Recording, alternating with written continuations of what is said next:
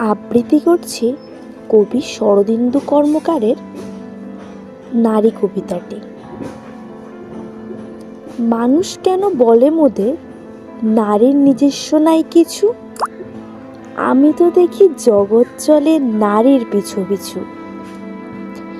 বাপের ঘরের লক্ষ্মী আমি, স্বামীর ঘরের অন্নপূর্ণা, ছেলের ঘরের জননী আমি ছাড়া সংসার অসম্পূর্ণা।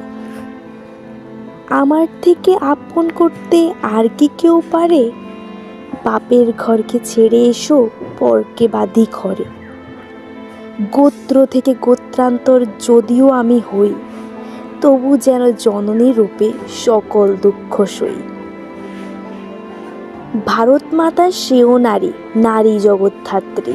নারী হলো এ জগতের সবার জন্মদাত্রী।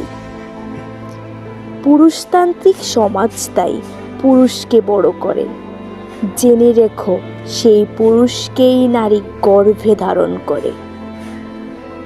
মহাকাল আমার পদতলে শায়িত চিরকাল। আমি ছাড়া এই জগৎ সংসার সবই হবে অচল।